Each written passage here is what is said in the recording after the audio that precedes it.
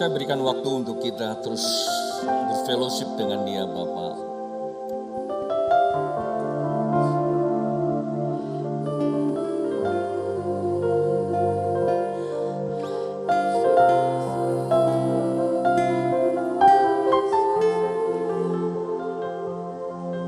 Haleluya. Yes.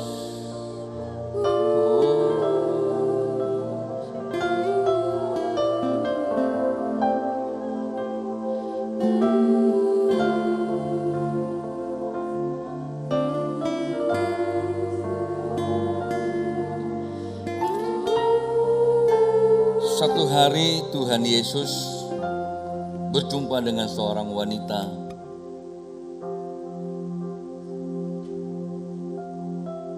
Dan perjumpaan itu bukanlah perjumpaan kebetulan.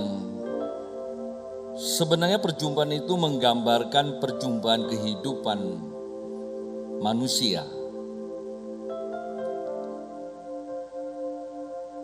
Tidak ada yang kebetulan. Dan wanita ini dalam kondisi yang saya coba mempersepsikan wanita ini dalam kondisi yang sangat amat lemah, sangat amat letih di dalam kehidupan. Dia sedang mencari kelegaan, air di mana nenek moyangnya yang sudah biasa minum, yaitu sumur Yakub. Dalam hal ini Alkitab katakan sumur Yakub. Padahal kita tahu bahwa orang Samaria tidak memiliki atau tidak sembah di tempat yang sama dengan orang Israel. Waktu dia berkata bahwa kami menyembah Allah di gunung ini, itu gunung Gerizim, itu bukan gunung di mana bait Allah yang dibangun oleh Salomo.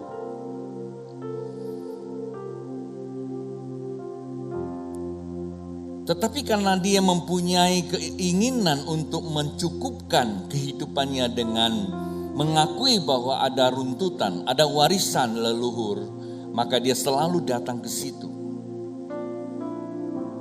Dan apa yang terjadi Pak Bu, ketika perjumpaan dengan Tuhan Yesus, dia kan Tuhan. Coba kita berpikir sejenak, dia kan Tuhan. Dia serba tahu dan dia serba bisa. Logika manusia mengatakan seorang Tuhan yang gagah dan seorang Tuhan yang pria bertemu dengan seorang wanita yang sedang memanggul tembayan isi air. Kita tahu bahwa perjalanan jauh tentulah tidak segelas. Tentulah wadah yang dibawa cukup besar. Kalau kita yang pernah tinggal di kampung, semakin jauh kita mencari kebutuhan kehidupan kita, semakin besar kita membawanya.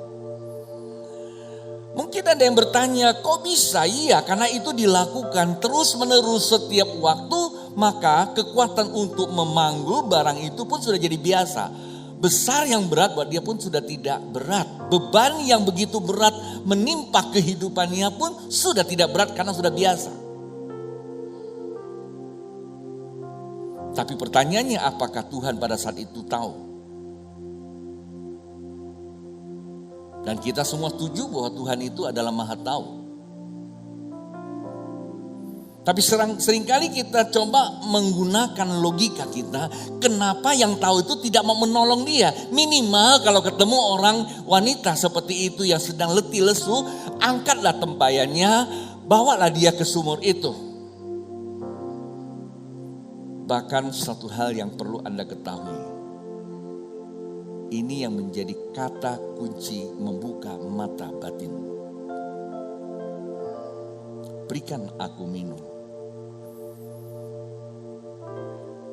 Saya pernah bincang-bincang dengan Bapak rohani saya, waktu saya menggunakan sebuah konsep perkataan, satu kalimat, bahwa kita sebagai anak Tuhan kita sebagai hamba Tuhan terkadang harus minta urapan yang disebut urapan tegaan. Ngerti tegaan? Agak sulit mungkin dimengerti, gak apa-apa. Saya kasih satu sebagai analoginya, yaitu Raja Wali itu punya potensi. Kalau saya menggunakan gambar Raja Wali punya potensi yang luar biasa, karena itu memang dipakai Tuhan sebagai gambaran bagaimana Tuhan itu dibagaikan Raja Wali. Tapi kalau Anda baca di Alkitab ada satu ayat mengatakan begini. Raja Wali yang kecil itu oleh induknya, dia tidak selalu bawa anaknya pergi mencari makan dan mencukupkan, enggak. Bahkan itu anaknya diangkat sampai ketinggian tertentu dilepaskan aja. Dan anak itu ketakutan. Dia harus mencari makan sendiri, dia harus berusaha terbang sendiri, dia harus berusaha melepaskan ancaman-ancaman.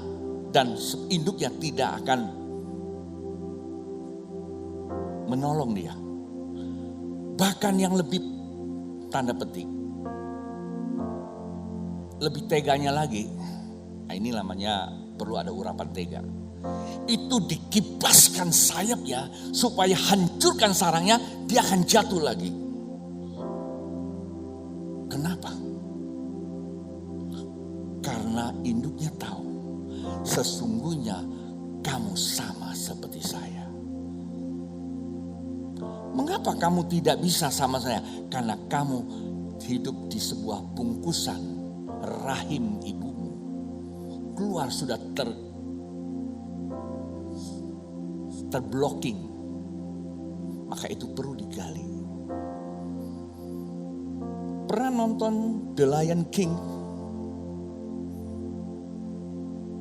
Apa yang kamu mengerti tentang The Lion King? Singa. Itu film ya. Boleh saya menggunakan satu metafora aja sebagai gambaran. Dia sudah dilahirkan sebagai raja. Ini bukan pewarisan. Ini bukan bicara tentang status. Tapi memang potensi dan posisi sudah ada. Tapi karena ia terstigma bahwa dia bukan pewaris. Karena takutnya dia, maka dia lari.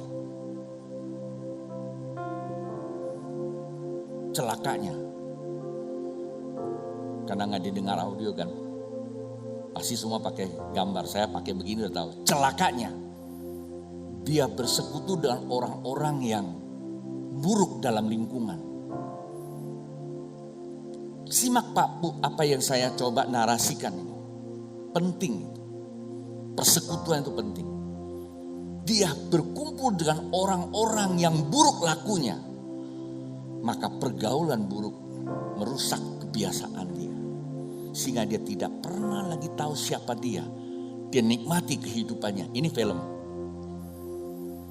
Tapi pada satu ketika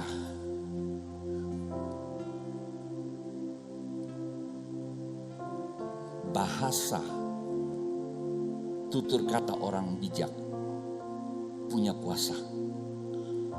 Suka tidak suka, saat waktu kau dengar, mungkin itu memancing emosimu negatif atau positif, gak masalah. Kata Ayub, tanpa sengaja aku mendengar, gak masalah. Karena itu adalah energi. Bapaknya pernah berkata, dalam kondisi kamu susah, lihat aku ada di sana. Dan itu dilupakan.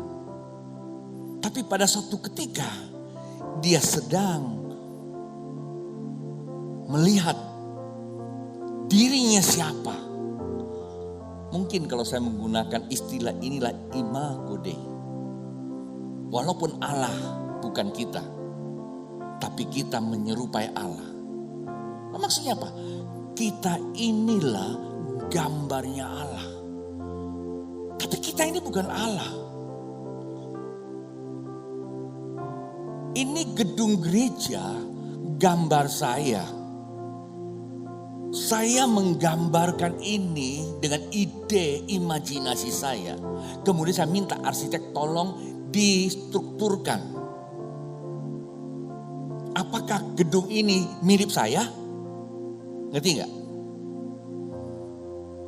Paham toh? Ini gambar saya. Gambar imajinasi saya. Dan waktu dia melihat dirinya adalah gambar ayahnya. Disitulah dia terbuka. Kalau saya menggunakan mata batin. Waktu dia mulai berseru. Kekuatan energi. Siapa dia itu kembali. Cerita filmnya seperti itu. Dan saya pikir itu ada pesan spiritual buat Anda dan saya. Seperti seorang wanita yang dalam keadaan letih, ketegaan Yesus berkata, berikan aku minum. Dan ini pernah terjadi Elia pada wanita Sarfat. Berikan aku makan. Dan ini terjadi kepada kita pada saat musim kehidupan pandemi. Tuhan, kenapa saya seperti ini? Pernahkah kita melihat Tuhan ada di dalam hidup kita? Celakanya, kita ini terlalu banyak masuk ke dalam diri kita. Kita terlalu kepada egosentris. Dan ini memang manusiawi. Saat waktu manusia ditipu sama ular, yang dalamnya ada si jahatnya. Dan energi egosentrisnya terinstal di dalam dia. Dua hal terjadi di situ. Pertama, hukuman ilahi dia tidak taat. Dan kedua, kelengkapan ilahi terangkat. Saya coba kembali. Hukum ilahi, ketaatan itu merupakan sebuah koneksitas antara bumi dan sorga. Apa yang kau ikat di bumi terikat di sorga. Penting Pak Bu, yang namanya komitmen, yang namanya perjanjian. Jikalau kita tidak sanggup menjalankan perjanjian, mengapa kita punya kitab perjanjian? Mengapa kita punya tabut perjanjian? Dan itulah membuktikan koneksitas. Ketika manusia tidak taat itu terputus, maka perlindungan ilahi pun hilang. Kemuliaan Allah terangkat. Yang dilihat adalah egonya. Yang dilihat ada dirinya yang telanjang. Bukan karena dia makan buah itu, dia tahu dia telanjang. Sebelum dia makan buah, dia juga tahu dia telanjang. Dia tahu buahnya itu baik, nyaman. Tapi kenapa dia tidak takut? Sebab karena ada perlindungan ilahi. Ada keilahian yang memenuhi kita. Maka dia tidak akan pernah melihat. Tadi apa lagunya? Coba ulangi lagi. Yang terakhir itu. Nyanyian pujian bagimu. Ya. Lagu ini kita nyanyikan lagi. Tuhan, pujian bagimu. Tuhan,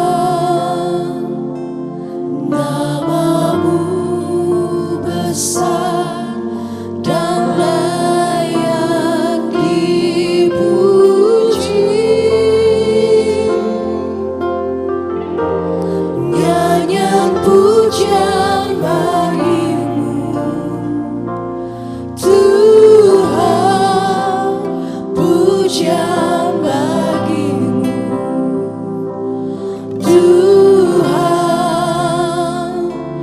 Namamu besar dan layak dipuji. Saya mau bertanya, dasar apa kalian memilih lagu ini untuk dinyanyikan hari ini? Karena kami sadar ada Tuhan yang besar, yang benar-benar lebih besar.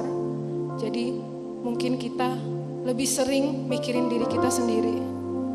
Tapi dengan lagu ini sekali lagi mengingatkan kalau ada yang lebih besar daripada kita sendiri, yang layak terima pujian dan penyembahan. Pak Bu, ikuti narasi saya. Saya coba bawa Anda mengerti. Tapi dengan penjelasan apa yang dia sampaikan, ini dalam persepsi dia. Tetapi dengan persepsinya dia memberikan pengertian buat saya. Sebelum lagu ini kamu nyanyikan ada lagu apa? Kebesaran-Mu, kebesaran Tuhan. Di setiap musim Iya. kehidupan. Kira-kira kamu terpikir enggak bahwa sekarang kita pada sebuah musim kehidupan?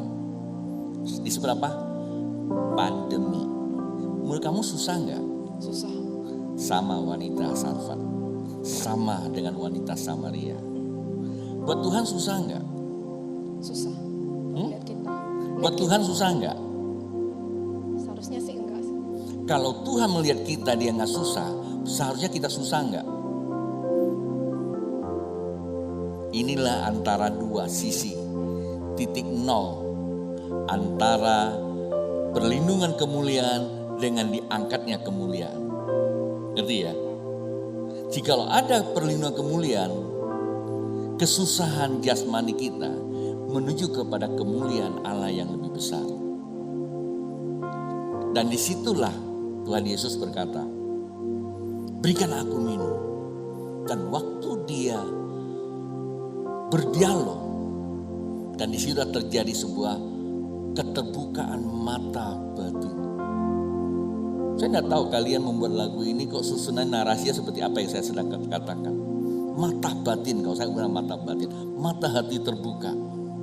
Enge istilah saya. Kalau dia enge. Kenapa kata enge? Karena Tuhan katakan kalau engkau mau berdoa harus enge gitu dah. Enge. Apa sih enge? Terjaga. Kita nggak boleh datang kepada Tuhan lata. Gak boleh datang kepada Tuhan dengan konsep kebiasaan budaya. Secara liturgi yang disebutkan itu terus akhirnya jadi kebiasaan. Tuhan kita itu sebatas pikiran kita. Walaupun memang harus kita gunakan pikiran kita. Tapi pikiran kita akan masuk ke alam tanpa batas yang disebut supranatural.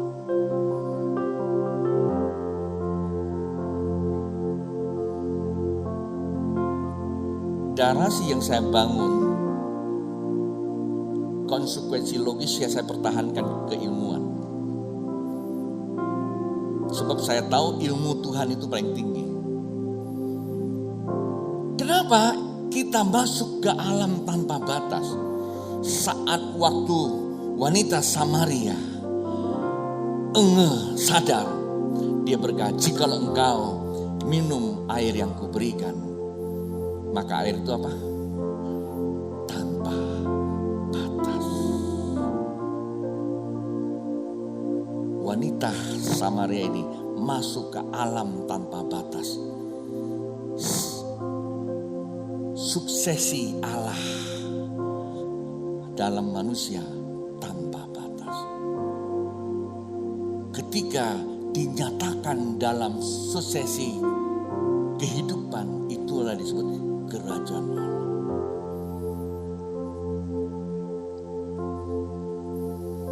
Saya bacakan beberapa ayat. Setelah itu saya menuntun Anda sesuai dengan topik lagu pertama. Apa itu? Bukalah mata hatiku. Topik hari ini ibadah. membuka mata batin. Ibadah membuka mata batin.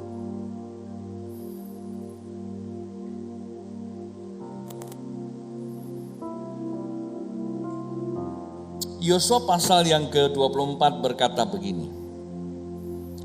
Harusnya dibaca satu perikop, tetapi saya coba ambil beberapa ayat secara acak. Kemudian nanti saya rangkum. Di ayat pasal 24 ayat 14 berkata, oleh sebab itu takutlah akan Tuhan dan beribadahlah kepadanya dengan tulus, ikhlas dan setia. Jauhkanlah Allah yang ada kepadanya nenek moyangmu telah beribadah di seberang sungai Efrat dan di Mesir. Dan beribadahlah kepada Tuhan. Yosua setelah mendapatkan pelimpahan mandat, kemudian dia kumpulkan semua bangsa Israel. Kenapa dia berkata seperti itu? Karena dia tahu, saya tidak akan mungkin bisa memimpin kalian jikalau kalian tidak hidup di dalam tuntunan ilahi. Saya tidak akan mungkin bisa membawa kalian pada tujuan ilahi jikalau engkau tidak berjalan dengan tuntunan ilahi. Kenapa? Karena bangsa Israel ini pada mulanya nenek moyangnya Abraham, Tera, Laban dan semuanya adalah penyembah berhala. Termasuk Abrahamnya adalah orang yang menyembah pada berhala. Di Mesopotamia, di Ur Kasdim itu berhala.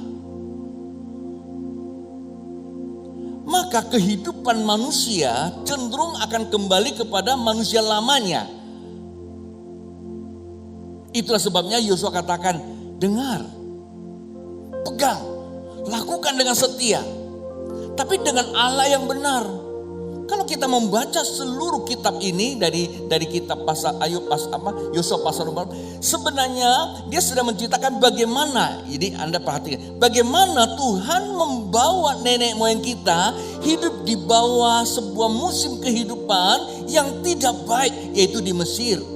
Padahal di situ kamu menyembah kepada Allahnya Mesir juga, karena kebiasaan bangsa Israel. Berhalanya dia di Efrat, di Ur Kasdim dia sudah berhala. Saat waktu dia dibuang kepada Mesir sekian ratus tahun, menurut Anda dia sembah kepada Allah siapa? Mesir. Dan dia sendiri mati. Dan Yosua katakan, tetapi bukan Allah itu yang menolong kamu. Allah yang menolong kamu adalah Allah Abraham, Isa dan Yakub, di mana Allah tersebut yang membuka mata hatinya untuk melihat perjanjian Allah di alam tanpa batas. Sampai dengan hari ini Anda dan saya sebagai pewaris perjanjian di dalam Kristus Tuhan Yesus Kristus. Dia menggunakan narasi bahwa keturunanmu bagaikan bintang di langit. Siapa dia? Itulah Anda dan saya yang mengalami terang ilahi. Tapi inilah yang katakan, hendaklah engkau setia beribadah. Lalu saya lompat langsung Pak Bu ke ayat 24, sikap bangsa Israel. Lalu jawab bangsa itu kepada Yosua. Yosua itu di antara mereka loh. Kalau hari ini tiba-tiba saya minta salah satu Anda datang ke sini untuk bicara, hasilnya beda. Kalau kontak Anda dengan yang bicara ini tidak benar, saya gunakan koneksi Anda dengan dia. Ketika kita melihat seseorang berdiri di atas, kita berkata siapa dia? Mau ngomong apa loh? Saat waktu kita mempersepsikan seperti itu, ibadah kita jadi berhala. Ibadah saya jadi berhala. Kenapa? Saya sedang meyakini diri saya. Ngerti nggak? Saya kembali kepada diri saya.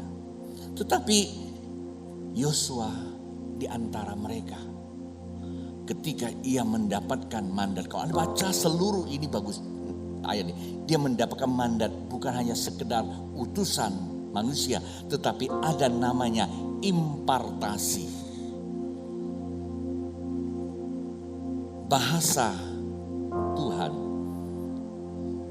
kalimat ilahi, firman Tuhan itu merupakan sebuah pemantik reaksi untuk sebuah energi bertransformasi. Ya, bahasa saya memang agak repot, mestinya si Roy yang bisa terjemahkan. Artinya kita ini energi yang absolut, tetapi akan bereaksi jika ada namanya aksinya. Firman Tuhan itu adalah satu aksi. Ketika kita percaya firman Tuhan itu akan mengalirkan energinya. Seperti hukum termo. Itu namanya ada konduksi, perpindahan energi. Ngerti ya? Dekat aja dia akan masuk ke dalam. Itulah ibadah. Tetapi kepercayaan kita dulu adalah saat waktu saya percaya saat ini saya sedang berhadapan dengan Tuhan, percaya berarti mata batin saya terbuka, maka saat itulah seluruh isi apa yang ada di ruangan ini, yang kelihatan maupun tidak kelihatan, itu akan berubah menjadi energi ilahi yang akan mengkonduksi kita. Itu yang pertama. Dan yang kedua, ibadah akan membawa kita masuk ruang tanpa batas. Itu yang disebut apa? Hadirat Allah.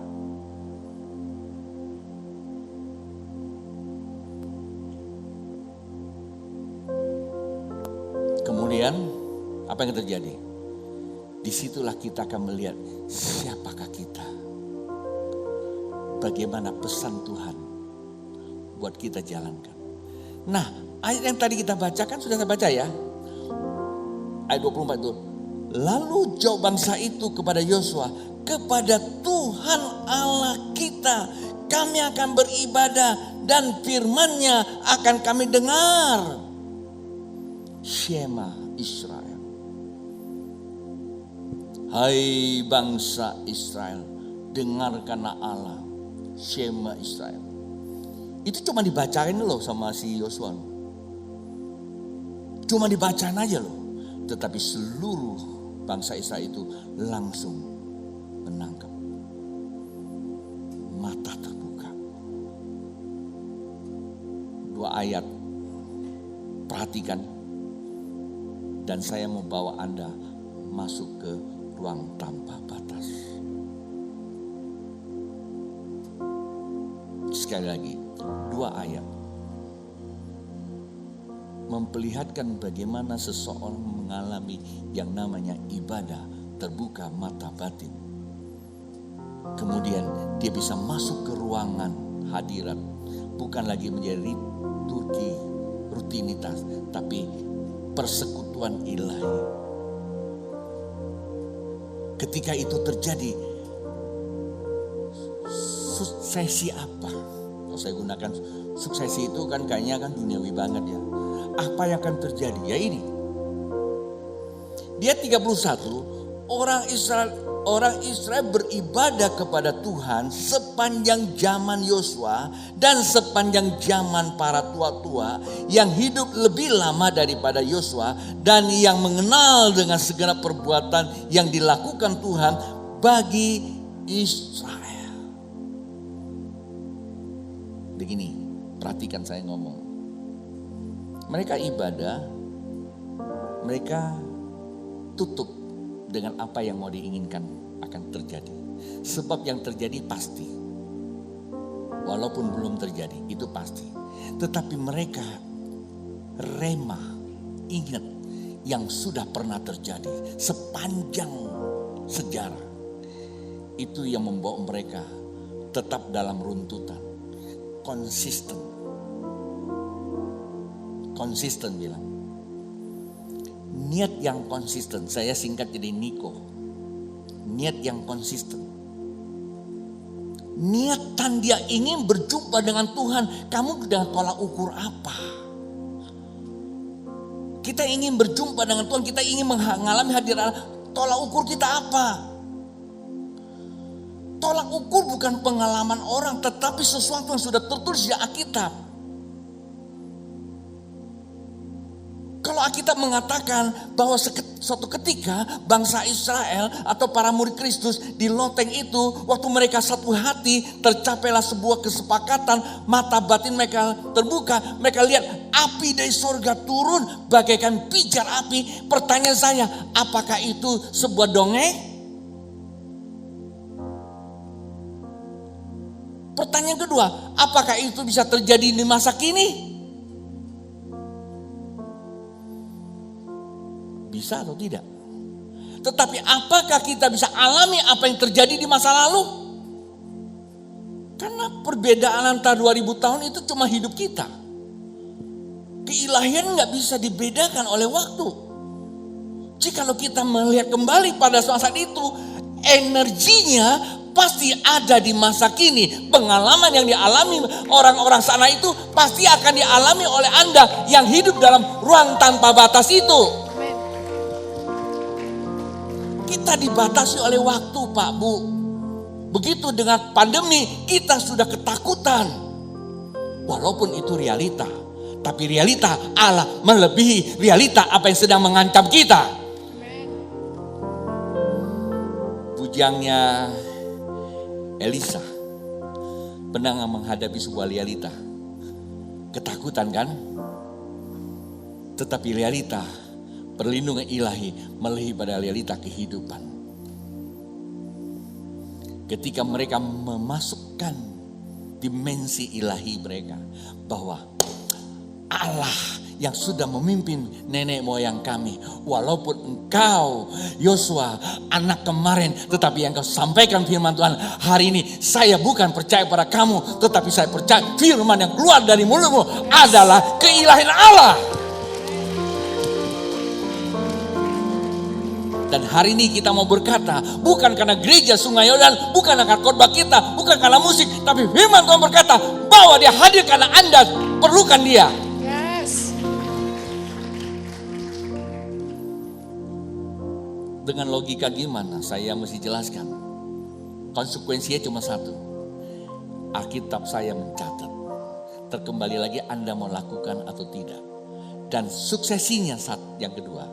Itu pada ayat yang ke-32.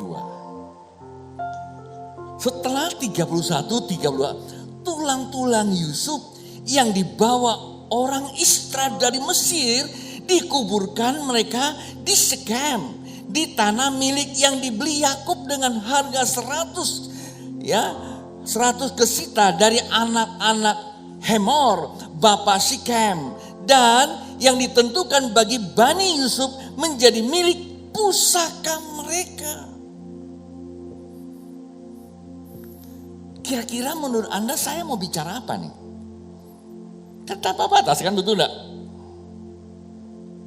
Pak Bu, ketuhanan itu absolut. Janjinya pasti. Manifestasinya yang relatif. Tetapi bisa diperlihatkan sikap hati kamu yang sudah terbuka atau belum. Kalau hari ini saya diberkati Tuhan dengan 10 gedung, tak ada kebanggaan buat saya.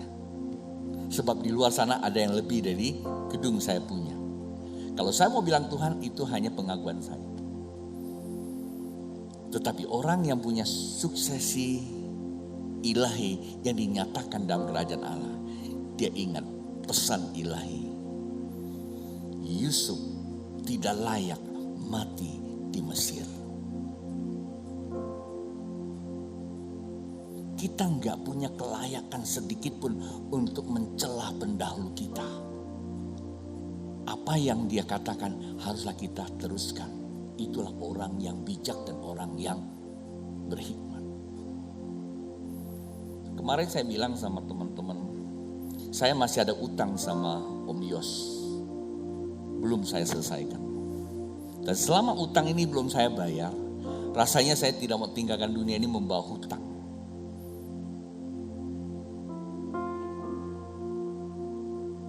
Paham gak? Bangsa Israel lolos dari kehidupan yang tidak nyaman.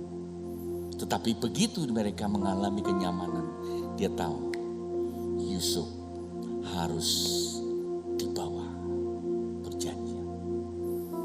Jadi saya simpulkan, ibadah membuka mata batin. Masuk ke ruangan tanpa batas.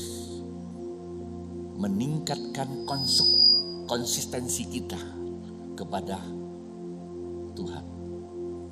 Menghasilkan reaksi sikap kehidupan kita yang menghargai sesama dan menghargai runtutan. Gereja hadirat Allah bukan ruang betapa, mencari harta, menyebarkan segala malapetaka. Tapi hadirat Allah, kita menemukan siapa kita, apa yang Allah ingin lakukan dalam diri saya. Sehingga itu yang akan saya wujudkan di dalam kehidupan saya. Hadirnya saya, dunia yang sedang pandemi akan menjadi damai walaupun pandemi itu masih ada. Hadirnya saya sesungguhnya adalah hadirnya Allah di tengah kehidupan kita. Itulah orang yang beribadah dan orang yang mata batinnya terbuka. Jadi Pak Bu, ibadah mau model apa saja bukan ukuran. Ada musik, tidak ada musik, bukan ukuran. Yang menjadi ukuran adalah terbukakah mata hatimu. Bagaimana mata hati terbuka? Pikirkan. Pikiran bisa pada ruangan yang berbeda. Tadi kita baru saja sharing.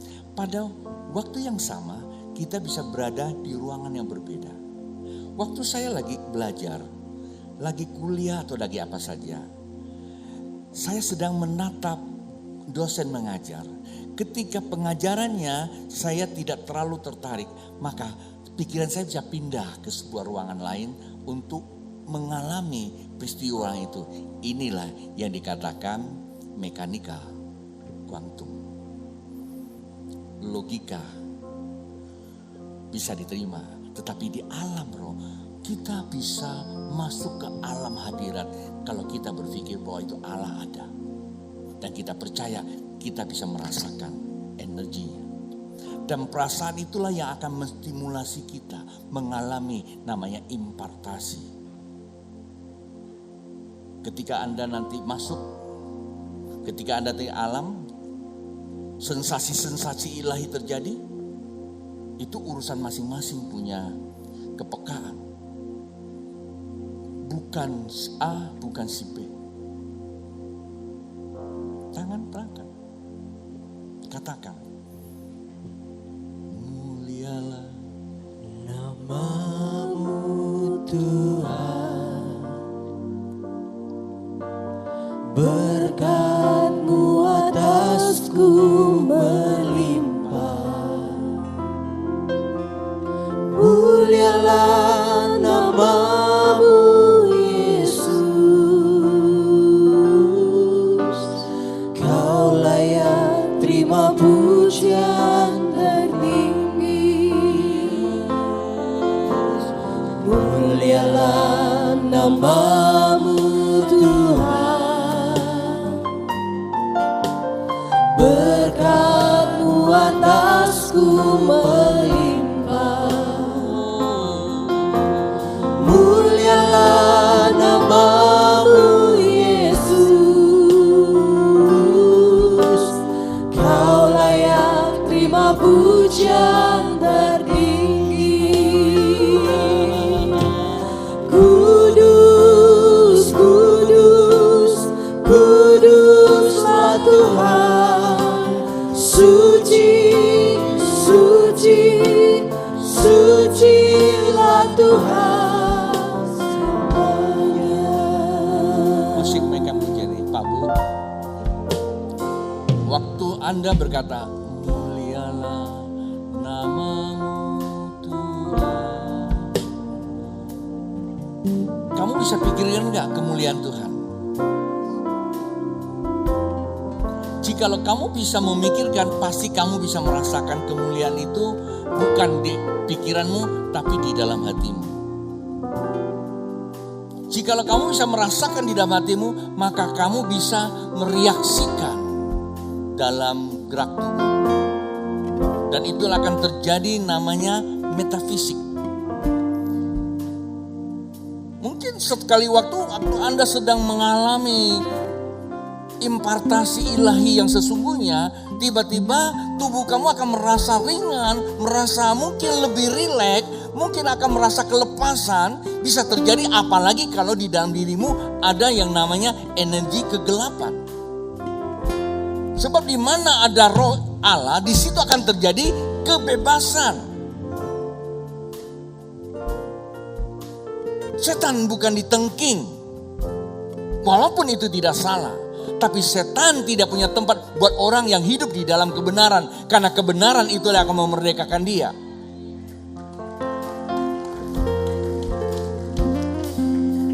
Jikalau kita sudah dimerdekakan, maka apa yang sedang mengancam musim kehidupan kita turut dimerdekakan, Pak Bu.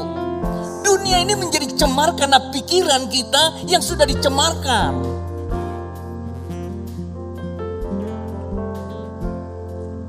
Jikalau kita takut, istilah saya seperti ketua mati, maka nanti akan datang semut-semut itu datang. Jikalau Bapak Ibu takut, itu adalah kematian di dalam diri kita. Itulah sebabnya ketakutan manusia memang manusiawi, tetapi ketakutan itu membuat dia tak berdaya, itu namanya kematian.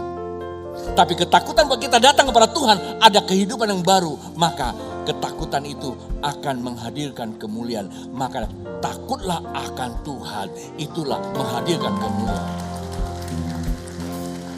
Yosua berkata, ibadahlah, takut akan Tuhan dan ikhlaslah, maka engkau akan mengalami yang namanya pertukaran nilai. Mari tangan terangkat. Bab kau layak terima pujian, sebab kau layak terima pujian, sebab kau layak Yesus ada di atas segala raja. Sama-sama katakan, sebab kau layak terima pujian, sebab kau layak terima pujian, sebab kau layak Yesus Raja di atas segala raja. Sebab kau layak terima pujian, sebab dia layak didahulukan. Walaupun kamu membutuhkan air, dia layak. Ketika engkau melayakkan dia, engkau masuk alam tanpa batas. Dia layak terima roti. Jika engkau mendahulukan Tuhan, maka buli-buli dalam airnya dalam buli tidak pernah lagi terbatas. Sebab karena dia layak menerima yang terbaik, dia bukan terima yang kedua dari kita, sehingga kita akan menjadi kepahitan dan akan menarik sakit.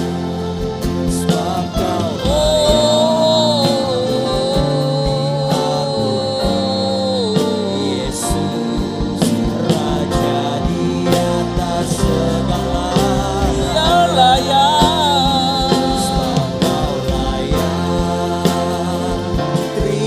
Katakan, Tuhan, kau layak Tuhan. Walaupun kami sedang mengalami pandemi, kau layak terima pujian kami. Pengorbanan kami tidak setara dengan pengorbananmu. Kau layak Tuhan. hari ini kami hadir. Engkau layak Tuhan. Oh, haleluya, haleluya.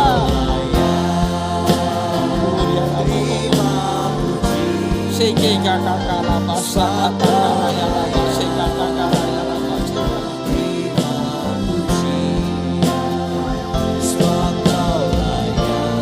yes, yes, yes.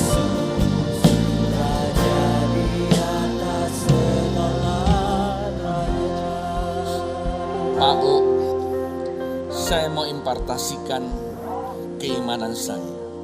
Tangan terangkat. Saya mau berterus terang. Saya tidak tahu apa yang ada di dalam pergumulanmu. Tapi satu hal yang saya paham banget, bahwa hari-hari ini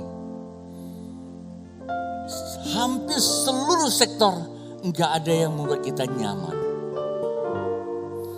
Kalau kita alami dengan manusia kita,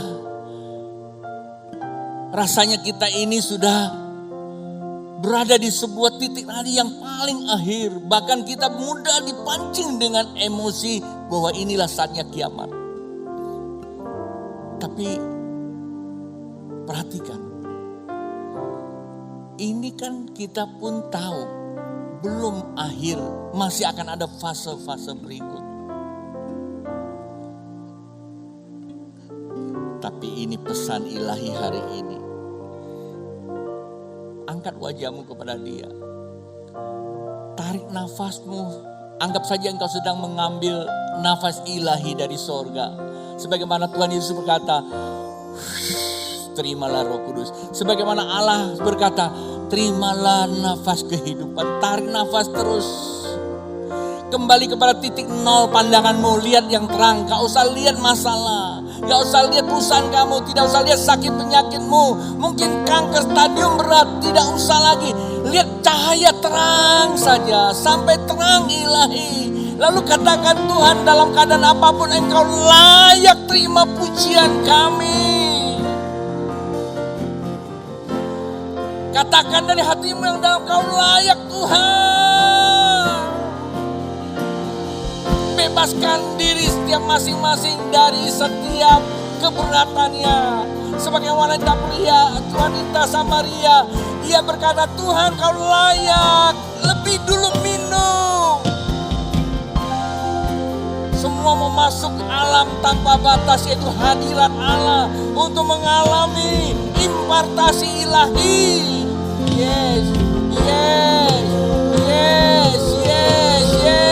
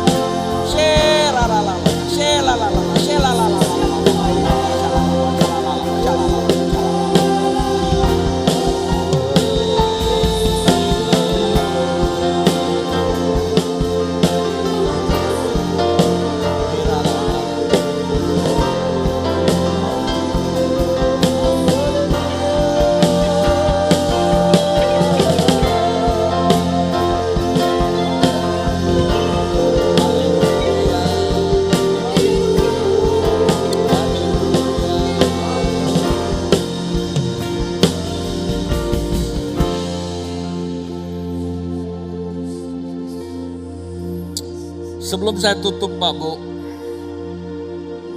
pesan ilahi Beberapa waktu ini saya mengalami terobosan supranatural. Pengertian kita dunia yang saat ini sedang terkondisi.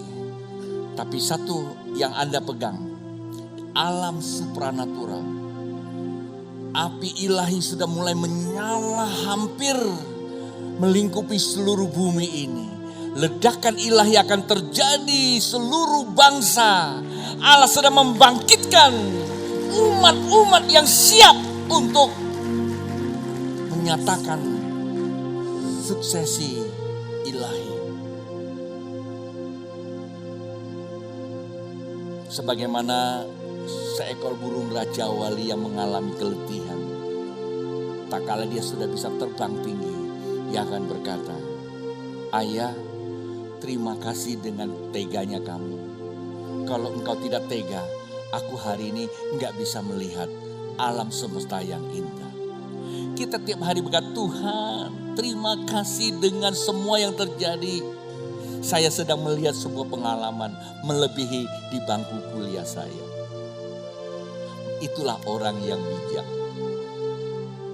Dan ketika kita bisa terbuka mata batin, dua hal terjadi.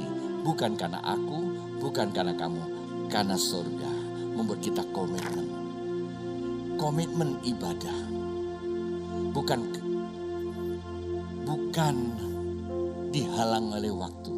Bukan dihalangi oleh COVID. Bukan dihalangi oleh apapun. Tapi kita yang telah komit. Komitmen melebihi semuanya. Dan yang kedua, kita melakukan semua kewajiban kita. Bukan karena saya sayang dia. Bukan karena dia sayang saya. Bukan karena dia terlalu banyak buat kebaikan buat saya. Bukan. Itu monyet pun bisa. Kita kasih makan, dia bisa nolong kita. Saya lakukan kewajiban saya karena Tuhan ada di dalam saya. Sesungguhnya saya tidak mau, tapi Tuhan yang buat saya mau. Dan itulah orang yang terbuka mata batinnya. Pak Bu, mari tangan terangkat, ibadah kita akan tutup. Kembalilah ke rumah. Kembalilah semua aktivitasmu. Baik yang Anda tidak sempat mengikuti ibadah langsung, yang mengikuti siaran melalui streaming. Berkat Allah pun tercurah pada Anda jikalau engkau mempunyai keimanan yang sama dengan kami. Setiap pribadi yang bekerja untuk Tuhan, maka Tuhan turut bekerja di dalam kehidupanmu untuk mendatangkan kebaikan bagi kemuliaan Tuhan. Terimalah berkat dari sorga di dalam persekutuan Roh Kudus, dan Tuhan Yesus mengkelirkan, memurnikan, dan menyatakan setiap perbuatanmu, baik persembahan dan apapun yang kau kerjakan. Terimalah berkat dari sorga dalam nama Yesus. Yang percaya katakan amin.